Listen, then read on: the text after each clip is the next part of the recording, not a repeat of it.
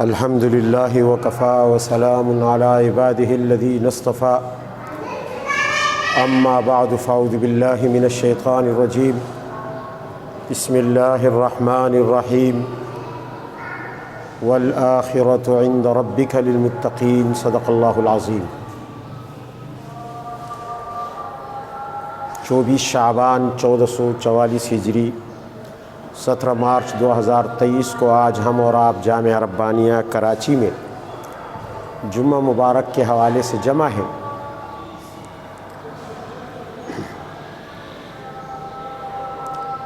ایک طرف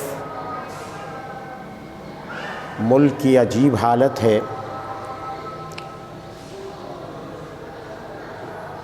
پورا ملک معاشی لحاظ سے دیوالیہ ہونے جا رہا ہے، اور ہمارے حکمرانوں کو اس کی فکر ہی نہیں ہے۔ لوگ بے روزگاری اور مہنگائی سے تنگ آ کر خودکشیاں کر رہے ہیں۔ سب سے بڑا مسئلہ یہ ہے کہ بس عمران خان کو پکڑا جائے، نہ پکڑا جائے، کیسے پکڑا جائے، یہ اس وقت ملک کا سب سے بڑا مسئلہ ہے۔ لگتا ہے ایسے جیسے عمران خان وزیر اعظم ہو اور حکومت حزب اختلاف میں ہو، پتہ ہی نہیں چلتا حزب اختلاف کون ہے اور حزب اقتدار کون ہے۔ ملک تباہ ہو رہا ہے، معیشت تباہ ہو رہی ہے، اور ہمارے حکمران ان کھیلوں میں مصروف ہیں۔ خوف خدا نہیں ہے، اللہ کا خوف نہ حکمرانوں کو ہے، نہ مقتدر قوتوں کو ہے۔ رمضان المبارک کی آمد ہے، چند دن کے بعد رمضان شروع ہو جائے گا۔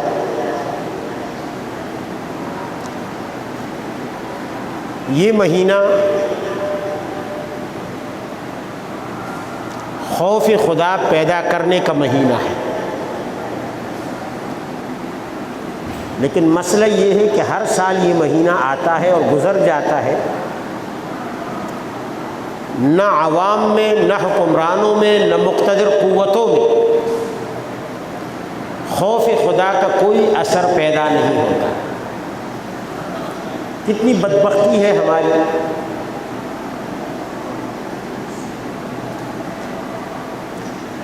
اسلام کو تو پیچھے چھوڑ دیا گیا ہے،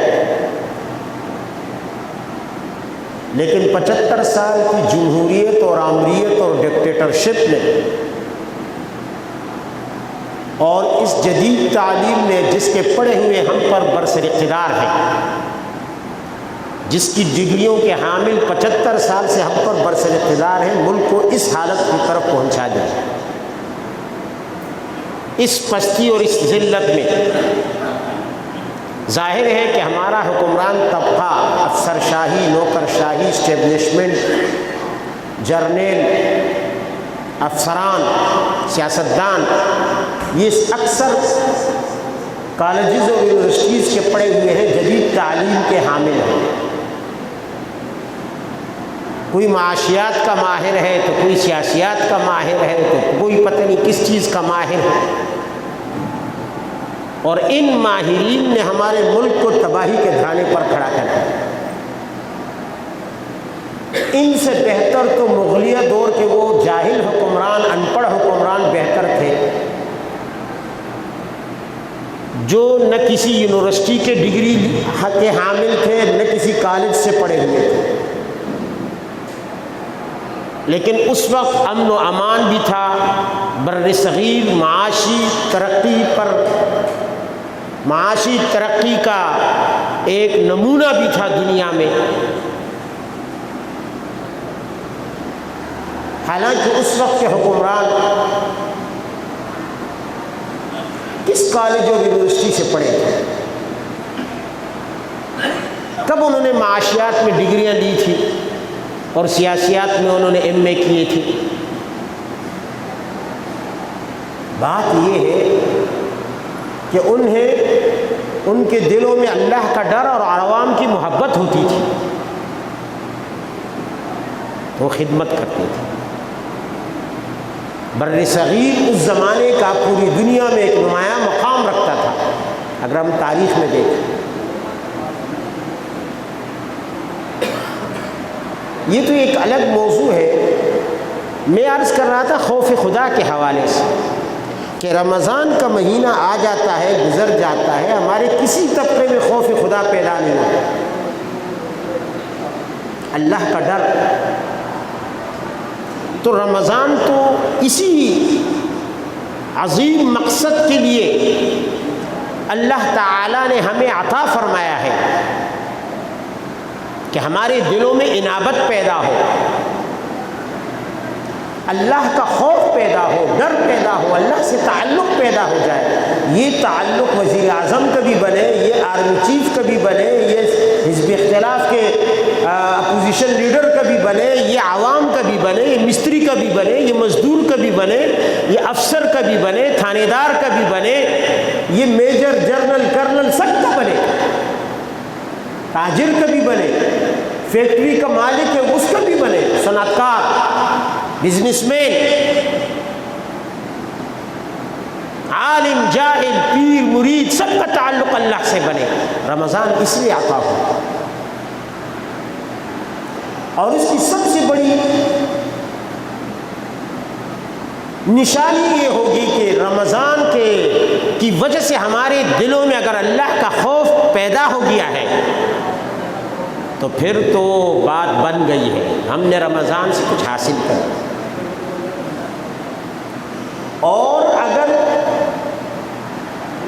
معاملہ جو کا تو رہا، ویسے کا ویسا رہا، نہ پہلے خوف خدا تھا، نہ رمضان میں پیدا ہوا، نہ رمضان کے بعد اس کے اثرات نظر آئے۔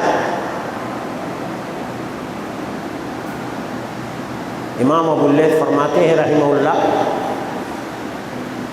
کہ خوف خدا کی 7 نشانیاں ہیں، یعنی جب انسان میں خوف خدا پیدا ہوتا ہے تو انسان کے بدن میں 7 جگہوں سے اس کا ظہور ہوتا ہے۔ 7 چیزیں ایسی ہیں جن سے پتہ چلتا ہے کہ خوف خدا اس انسان میں ہے یا نہیں، بلکہ خود انسان اپنے آپ کو پرکھ سکتا ہے کہ میرے اندر خوف خدا پیدا ہو گیا۔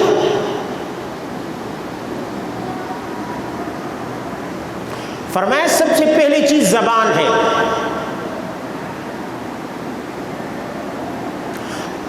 اگر خوف خدا پیدا ہو گیا تو اس کی چاہیے کہ اپنی زبان کو دیکھے، چغلی سے، جھوٹ سے، غیبت سے، بہتان سے، گالی سے،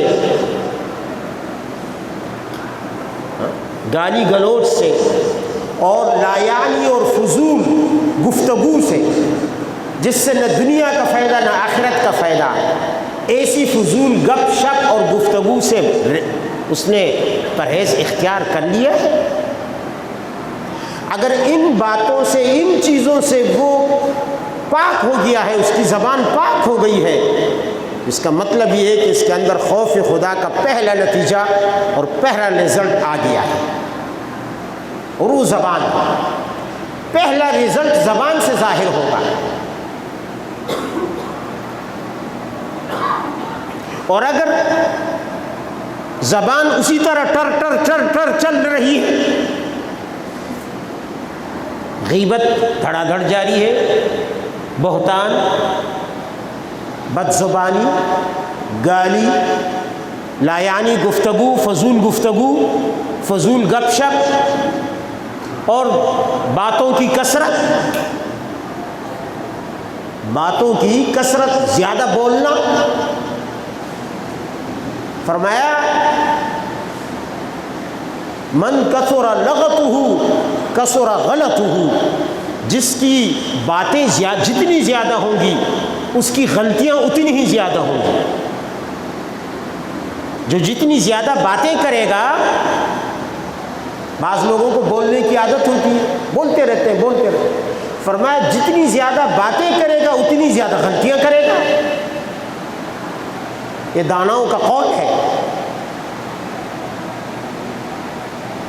اسی میں بہت ساری چیزیں آئیں گی، پھر بولنے کے لیے اس کو غیبت کا سہارا لینا بھی پڑے گا، یہ اپنی عادت سے مجبور ہے، بولنے کی عادت ہے، بولنے کے لیے کچھ نہیں رہا رہا تو غیبت پہ شروع ہو گیا، وہ نہ رہا تو گالی پہ شروع ہو گیا، وہ نہ رہا تو کسی پر بہتان دھر دیا، وہ نہ رہا تو لگائی بھجائی کر دی، وہ نہ رہا تو فضول گپ شپ، ہنسی مذاق، قہقہے۔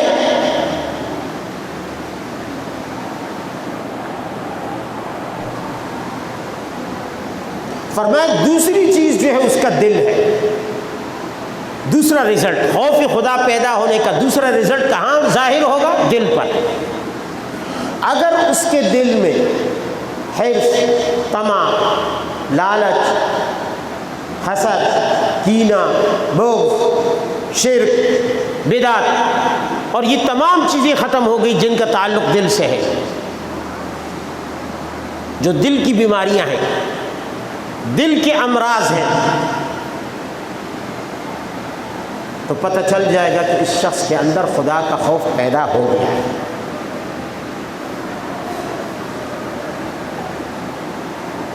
خدا کا خوف پیدا ہو گیا ہے۔ اور اگر ایسا نہیں ہے، وہ بیماریاں سب کی سب موجود ہیں جو دل سے تعلق رکھتی ہیں، تو پھر یہ شخص سمجھ لے کہ اس کے اندر خوف خدا پیدا نہیں، اس کے اندر اللہ کا ڈر پیدا نہیں ہے۔ زبان سے بھلے بولتا رہے کہ میں تو اللہ سے بڑا ڈرتا ہوں، یہ توبہ جی، خوف خدا پیدا نہیں ہے۔ تیسری چیز حضرت امام نے فرمایا، تیسری چیز کیا ہے؟ خوف کا تیسرا رزلٹ کہاں ظاہر ہوگا؟ فرمایا آنکھوں میں، نظر میں۔ اگر آنکھوں میں اللہ کا خوف آ جائے گا تو یہ آنکھیں، اس کا رزلٹ کیسے معلوم ہوگا؟ ان آنکھوں نے حرام کی طرف دیکھنا چھوڑ دیا، جو چیز بھی حرام ہے، چاہے کپڑا، چاہے روپیہ، پیسہ، بنگلہ، جو بھی چیز حرام ہے جس کا لینا انسان کے لیے جائز نہیں ہے، نامحرم مرد، عورت، اس کی طرف دیکھنا، جو بھی چیز حرام ہے انسان کے لیے اس کی طرف دیکھے بھی مت، تو پتہ چل جائے گا کہ اس کے اندر اللہ کا خوف پیدا ہو۔ اور اگر ایسا نہیں، نبی علیہ السلام نے فرمایا من ملأ عینیہ من الحرام ملأ اللہ یوم القیامت عینیہ من نار جہنم او کما قال علیہ السلام، جس نے اپنی آنکھوں کو حرام سے بھر دیا، دیکھ دیکھ کر، حرام چیزوں کو دیکھ دیکھ کر، اللہ قیامت کے دن اس کی آنکھوں کو جہنم کی آگ سے بھر دے گا۔ اور حرام کی طرف کیا، بلکہ دنیا کی کسی بھی چیز کی طرف، دنیا ہی کی طرف شوق اور رغبت اور محبت سے نہ دیکھے، نہ کوٹھی کی طرف، نہ بنگلے کی طرف، نہ کار کی طرف، نہ عہدے کی طرف، نہ دولت کی طرف، نہ پیسوں کی طرف، نہ عورتوں کی طرف، نہ کسی بھی چیز کی طرف دنیا کی شوق اور محبت سے نہ دیکھے۔ اور ظاہر دیکھتا تو ہے انسان، نظر تو آتی ہیں چیزیں، یہ ساری چیزیں انسان کے سامنے ہوتی ہیں، کسی کا بنگلہ ہے، کسی کی گاڑی ہے، کہ اپنی ہے یا دوسرے کی ہے، تو پھر عبرت کی نظر سے دیکھیں، شوق کی نظر سے نہیں، لالچ کی نظر سے نہیں، عبرت کی نظر سے دیکھیں۔ دنیا کی ہر چیز کو عبرت کی نظر سے دیکھیں، اس میں اپنے لیے نصیحت کا کوئی پہلو سوچ لیں۔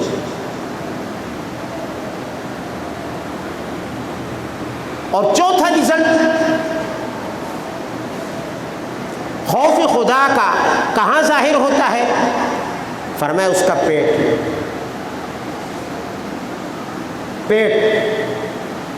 میں ایک نوالا حرام کا نہ جائے۔ حدیث میں ہے کہ اگر ایک شخص نے ایک نوالا حرام کا لیا، ایک لقمہ، روٹی کا ایک لقمہ آپ لیتے، کتنے لقمے آپ لیتے؟ ہم اور آپ جب کھانا کھاتے ہیں 2-3 روٹیاں تو کھا لیتے ہیں، 4-5 روٹیاں بھی کوئی کھا لیتا ہے، اس میں کتنے لقمے ہوتے ہیں؟ کبھی شمار کیا ہے؟ ایک لقمہ اگر حرام کا پیٹ میں چلا گیا